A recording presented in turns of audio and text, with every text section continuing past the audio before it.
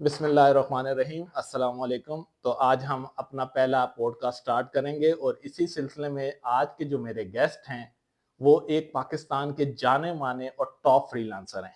इससे पहले वो एक जॉब कर रहे थे जो कि एक वेल स्टेबल इंस्टीट्यूट में और एक अच्छे स्केल पे थे ये, और इन्हें अब फ्रीलांसिंग करते हुए लास्ट 3 इयर्स हो चुके हैं और इनका नाम है हारिस याकूब। सो हारिस भाई, आज कुछ चुपते क्वेश्चन भी होंगे, कुछ मासूमाना क्वेश्चन भी होंगे, तो उम्मीद करता हूं कि आप सच बताएंगे। तो पहला क्वेश्चन मेरा ये है कि क्या पाकिस्तान में ज्यादा लोगों को फ्रीलांसिंग कामयाब कर रही है या नहीं? पाकिस्तान में ज़्यादा लोगों को फ्रीलांसिंग कामयाब कर रही है या नहीं, ये डिपेंड करता है आपकी मोटिवेशन पे। अब अगर मैं आपको एग्ज़ाम्पल दूँ कि एक फ़ील्ड है, लेट्स अज़्यूम आप ले लें उसको वेबसाइट डेवलपमेंट की फ़ील्ड ले लें, ठीक है? अगर आप उसको प्लेटफ़ॉर्म पे कंपैरिज़न करें तो फाइवर प्लेटफ़ॉर्म ले लें। अगर आप वेबसाइट डेवलपमेंट का कीवर्ड लिखें या मेन कीवर्ड कौन-सा है वर्डप्रेस वेबसाइट डेवलपमेंट का लिखें या वर्डप्रेस वेबसाइट डिज़ाइनिंग का लिखें, तो आपको 1 लाख प्लस गिग्स मिलेंगे। गिग्स मीन्स के ऑनलाइन लोग अवेलेबल हैं अराउंड 1 लाख या 70 टू 80,000। लेकिन उनमें से कामयाब कितने हैं? उनमें से कामयाब जो हैं वो तकरीबन आप कर लें कि 5,000 या 7,000 है। तो बेसिकली इसकी मल्टीपल रीज़न्स हैं जिस वजह से आप कह दें कि 70,000 अगर लोग अवेलेबल हैं, एक दफ़ा उन्होंने डिसीजन लिया है कि हमने फ्रीलांसिंग करनी है। लेकिन उसके बाद अगर सिर्फ जो उनसे चल रहे हैं गिग्स या शॉप्स चल रही हैं आप कह दें उसको वो 5 टू 7,000 है। उसकी मल्टीपल रीज़न्स हैं। लाइक आप कह दें कि किसी ने स्टार्ट किया, 1 मंथ बाद छोड़ गया, किसी ने बनाया अकाउंट भूल गया, फिर मोटिवेशन नहीं रहती। लाज़मी सी बात है अब लोग समझते हैं कि हमने एक जगह पे अकाउंट बना लिया है, हम आ गए हैं तो बायर हमारा इंतज़ार कर रहा है कि भई हमने काम देना है। तो आपको कोई भी बिज़नेस सेट करते हुए फ्रीलांसिंग मेरे लिए एक बिज़नेस है, ठीक है? बिज़नेस सेट करते हुए भी आपको 6 मंथ्स या साल लग जाता है। ऐसे ही फ्रीलांसिंग पे अगर आपने कहीं पे पहुँचना है तो मिनिमम 3 मंथ्स आप अपने माइंड में रख के आएँगे तो एक ठीक चीज़ है। लेकिन आपके पास स्किल लाज़मी होनी चाहिए, डेडिकेशन लाज़मी होनी चाहिए। अगर मोटिवेशन नहीं है तो फिर तो आप कोई भी काम करेंगे तो वो फ्लॉप ही होना है। जैसा कि हम जानते हैं कि आप 3 साल से ये काम कर रहे हैं, मैं एक एग्जाम्पल के लिए और अपनी ऑडियंस के लिए जानना चाहता हूं कि फॉर एग्जाम्पल अगर आज आपको जीरो से स्टार्ट करना पड़े तो क्या आप दोबारा स्टार्ट करेंगे जीरो से? ऑब्वियसली मैं स्टार्ट करूँगा ज़ीरो से भी और बाज़ औक़ात आपके पास 3 साल हैं, तो ये नहीं है कि मैंने कोई 3 साल में स्टार्ट किया तो 3 मंथ बाद मैं कामयाब हो गया, उसके बाद फिर मेरे अर्निंग रही तो मैं उस वज़ह से कंटिन्यू बाज़ औक़ात आपके पास बहुत सारे मंथ्स आते हैं जहाँ पे आप कहते हैं कि काम कम हो रहा है, लेकिन मैं फिर अपने आप को एनालाइज़ करना देखना कि क्या वीकनेस रह रही है, क्या कहीं पे फाइवर का एल्गोरिथम चेंज हुआ है, अपवर्क का एल्गोरिथम चेंज हुआ है, आप क्या मिस्टेक कर रहे हैं। तो हम तो रोज़ाना स्टार्ट कर रहे होते हैं न्यू बिकॉज़ अब आप कहें तो मेरे पास 5 फाइवर की प्रोफाइल्स हैं, 5 फाइवर की प्रोफाइल है। तो मैं हर 4 मंथ बाद या 5 मंथ बाद एक न्यू प्रोफाइल अपने एसेट्स में इंक्लूड कर रहा हूँ।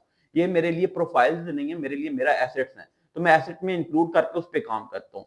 तो ज़ीरो पे अगर मुझे दोबारा भी मिलेगा तो मैं 100% करूँगा। अच्छा, कई टाइम ऐसा भी मौका आ जाता है कि जब इंसान सोच रहा होता है कि यार मुझसे नहीं हो रहा, मुझे लगता है आपके ऊपर भी ऐसा टाइम आया होगा, तो क्या आपने कभी ये टाइम फेस किया और फिर उससे कैसे निकले आप?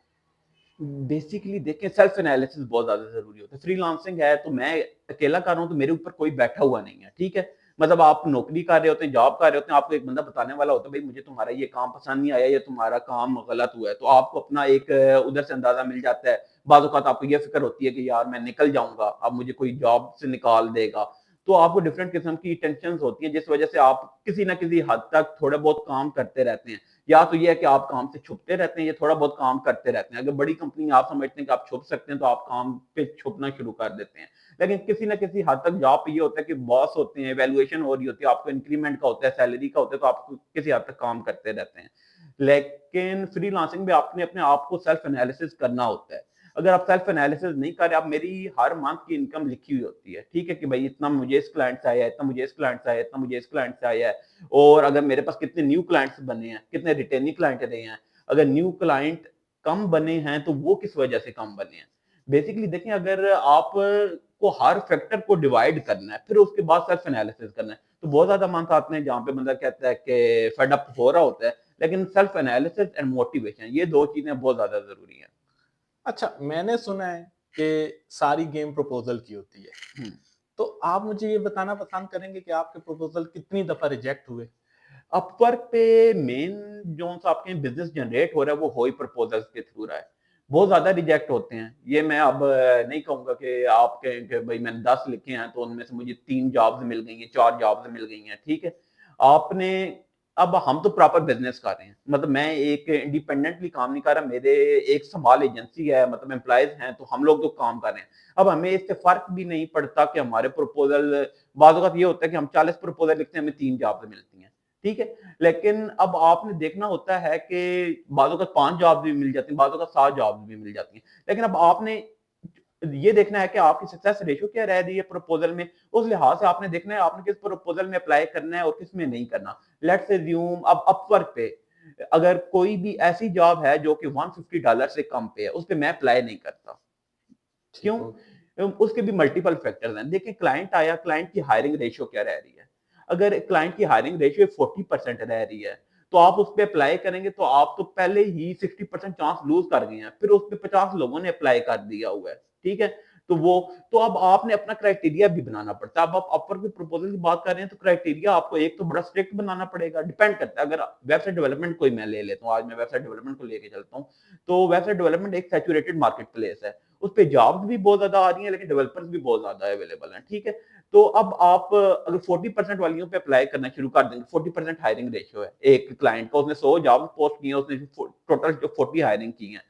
तो उस पे आप कह दें कि आप अप्लाई करेंगे तो आप अपने कनेक्ट्स ज़ाया कर रहे हैं। कनेक्ट्स पैसों के आते हैं। तो आपने ये देखना अब मैंने जो अपने बिज़नेस के लिए बनाया हुआ है वेबसाइट डेवलपमेंट के लिए कि मैंने मिनिमम 150 वाली पे अप्लाई करना है, मिनिमम $150 बजट होना चाहिए, फिर ओवरऑल स्पेंडिंग, रेटिंग वगैरह एंड देन कि उसका हायरिंग रेशियो जो सी है वो 80% एंड अबव होनी चाहिए। तो आपको अपने आप को थोड़ा बहुत एनालाइज़ करके प्रपोज़ल देखना पड़ता है किस पे अप्लाई करना और किस पे नहीं करना।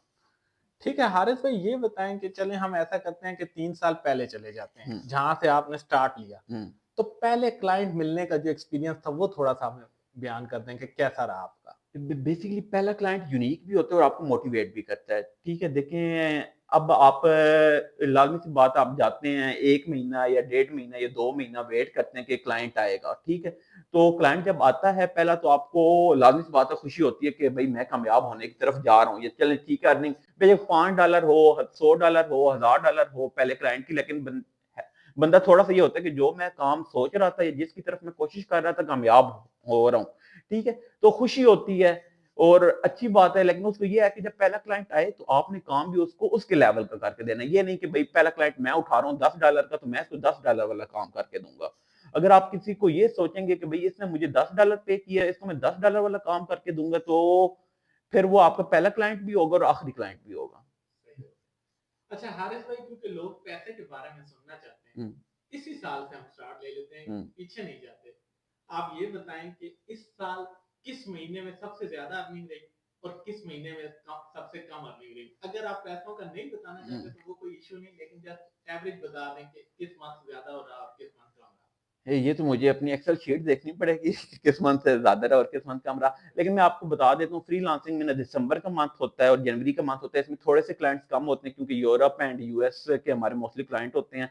वो ऑफ लिया होता है या जॉब पोस्ट करके वो हायरिंग करते हैं फरवरी में, ठीक है? या एंड ऑफ जनवरी में करते हैं।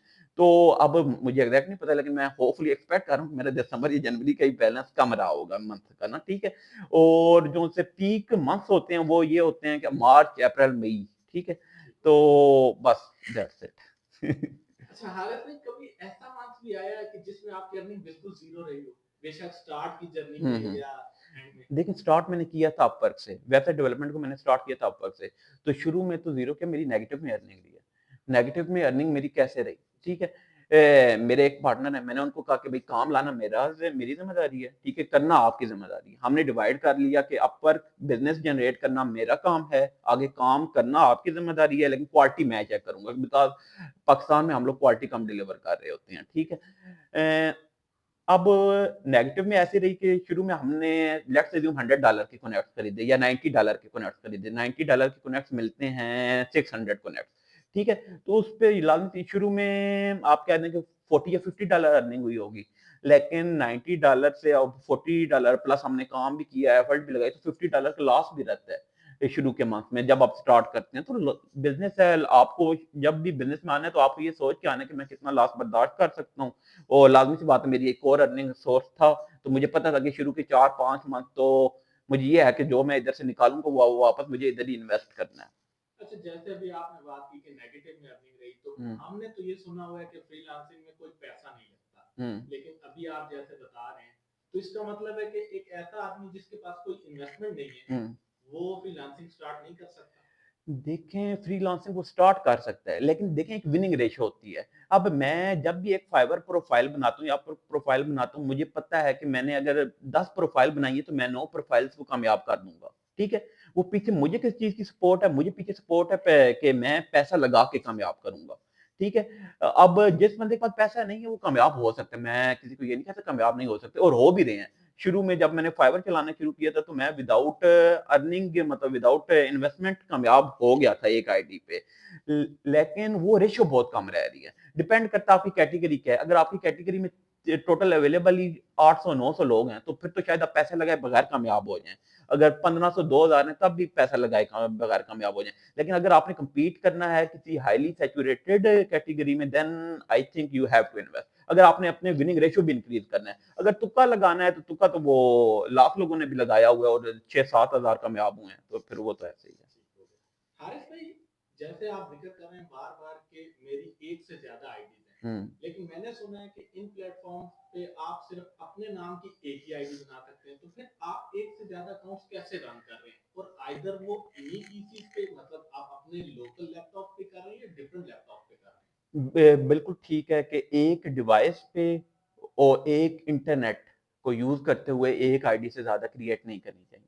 मैंने भी नहीं की हुई। अब कुछ लोग आपको क्लेम करेंगे, ख़ैर है शेयर्ड नेट वाला कांसेप्ट भी होता है, लेकिन अगर आप इनकी सपोर्ट से बात करें तो सपोर्ट भी आपको क्लियर आंसर नहीं देती।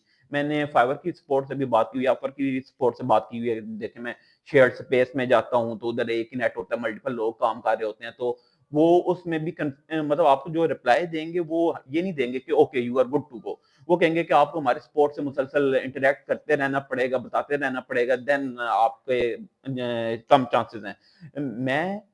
मेरे पास डिफरेंट लैपटॉप्स हैं, मेरे पास इस वक़्त कोई 8 टू 10 लैपटॉप्स हैं और वो एक मेरे घर में पड़ा हुआ है, एक मेरे ऑफ़िस में पड़ा हुआ है, 4-5 मेरे दोस्तों के घर में पड़े हुए हैं, 1-2 और कहीं और मैंने रखवाए हुए हैं, उनको मैं सेंट्रली असेस करता हूँ, मेरे पास हर वक़्त ओपन होते हैं और मैं उधर से देख के काम कर रहा होता हूँ। और एक नाम पे एक ही आईडी होती है, इसको मैं क्लैरिफ़ाई कर दूँ। बाकी ये होता है कि आपके बहन-भाई होते हैं, दोस्त होते हैं, तो उनके नाम पे आईडीज़ क्रिएट करते होते हैं हम लोग। अच्छा, सुनने में ये आया कि फ्रीलांसिंग एक स्टेबल इनकम जनरेट नहीं करती। हुँ। तो क्या हम इसे एज़ अ करियर लेके जा सकते हैं? आप इस वक़्त पाकिस्तान में जितने भी सॉफ्टवेयर हाउस हैं, उनमें से 70% या 60% आप कर लें तो वो फ्रीलांसिंग प्लेटफ़ॉर्म्स पे चल रहे हैं। अगर मैं गलत हूँगा तो आप बता देंगे, बिकॉज़ आपका भी इसी फ़ील्ड से ताल्लुक है, ठीक है? तो 60% या 70% जो से फ्री सॉफ्टवेयर हाउस हैं, वो फ्रीलांसिंग पे चल रहे हैं। तो अगर उन्होंने आगे 50-50 एम्प्लॉइज़ रखे हुए हैं, 30-30 एम्प्लॉइज़ रखे हुए हैं, तो उनकी स्टेबल इनकम है ना। ऐसे हमारी भी स्टेबल इनकम है। अब हम एक आईडी बना के बैठ जाएँ और उसको बिल्कुल छोड़ दें कि हमने उस पे मेहनत नहीं करनी, बस हमने बना दी, शॉप ओपन कर दी है। अब बायर को ज़रूरत है हमारी, वो आएगा और हमारी मेहनत करके हमें काम देगा, तो दैट्स नॉट पॉसिबल। आपको उसके लिए मेहनत करनी पड़ती है। और मैं एग्ज़ाम्पल देता हूँ, जैसे आप एक न्यूली बोर्न बेबी को बड़ा कर रहे होते हैं ना उसको अटेंशन दे के, ऐसे ही फाइवर एंड अपवर्क आपसे अटेंशन माँगता है, ठीक है? आपको उसको रोज़ाना टाइम देना पड़ता है, उस पे थोड़ा बहुत चेंज करके, थोड़ी बहुत इन्वेस्टमेंट करके देन आपको चलाना पड़ता है। अच्छा, क्योंकि आप फ्रीलांसिंग कर रहे हैं तो डॉलर्स भी कमा रहे होंगे। जी। तो डॉलर का रेट बढ़ने से फ़ायदा ज़्यादा होता है या स्ट्रेस ज़्यादा होता है? स्ट्रेस क्यों होना है? हमें तो खुशी होगी। लाज़मी सी बात है, देखिए जब भी डॉलर ऊपर जाता है तो हमारी तो इनकम इंक्रीज़ हो रही होती है। जब डॉलर नीचे आ रहा होता है तो हमें फ़िक्र होती है। देखें ओवरऑल फ्रीलांसर के लिए डॉलर रेट ऊपर होना बहुत फ़ायदेमंद है। ठीक हो गया। आप बार-बार क्लाइंट की बात करते हैं, हुँ। तो किसी क्लाइंट्स के साथ आपका वर्स्ट एक्सपीरियंस भी रहा है? कोई एक क्लाइंट नहीं था जिसके साथ वर्स्ट एक्सपीरियंस रहा। रहता है, फिर आपको सिचुएशन टू सिचुएशन हैंडल करना पड़ता है, ठीक है? मतलब अब आप देख रहे हैं कि ये क्लाइंट, आपने क्लाइंट को ऑब्ज़र्व करना है। अगर आपको लग रहा है कि क्लाइंट कैंसल करना चाह रहा है ऑर्डर, ठीक है? तो आप उसको फ़ोर्स ना करें कि मैं न्यू रिवीजन देता हूँ। आप उसको 2 ऑप्शन दे दें कि भई मैं आपको आप मुझे 24 आवर्स अलाउ करें, मैं आपको एक न्यू रिवीजन दे देता हूँ। अगर आपको पसंद आती है तो ठीक है, नहीं तो नो इश्यू, आप कैंसल कर दें, मैं आपकी पेमेंट आपको रिफंड कर दूँगा, ठीक है? उससे ये होता है कि क्लाइंट के आप नेगेटिव फीडबैक से बच रहे होते हैं, या आप ये भी कह सकते हैं कि आप इसको $5 पे रीएडजस्ट कर दें। लेट्स अज्यूम $1000 का है, अब आपने उस वक़्त ये नहीं देखना होता मेरे पास $1000 जा रहा है। अब उस वक़्त आपने ये देखना होता है कि मैं क्लाइंट से नेगेटिव फीडबैक से बच जाऊँ, और हाँ, नेगेटिव फीडबैक से बचूँ, और क्लाइंट मेरी प्रोफ़ाइल ना गंदी करके जाए। तो उसके लिए आपने $1000 नहीं देखना होता, आपने अपनी प्रोफ़ाइल देखनी होती है, जो कि आपका बेबी है, ठीक है? अब आप उसको देखेंगे तो आप कहेंगे ठीक है, मुझे $10 पे इसको रीएडजस्ट करें, एंड देन आप के फीडबैक ना दें मुझे, दैट्स इट। कोई क्लाइंट ऐसा भी रहा है कि जिसके साथ आपका वर्स्ट एक्सपीरियंस रहा और उसने आपकी पेमेंट रोक ली हो? मैं टू बी ऑनेस्ट मैं पेमेंट की इतनी फ़िक्र नहीं करता। जहाँ पे मुझे लगता है कि क्लाइंट सैटिस्फाई नहीं है, मैं उसको खुद ही कह देता हूँ कि आप मुझे रिफंड रिक्वेस्ट भेजें, मैं आपको रीपे कर देता हूँ, ठीक है? तो उससे ये होता है कि देखें, हमारी लाइफ़ खत्म नहीं हो रही। एक क्लाइंट पे आके खत्म नहीं हो रही, और एक क्लाइंट की लाइफ़ हमारे ऊपर आके खत्म नहीं हो रही। तो आप उसको अगर $200 $500 रिफंड कर रहे हैं,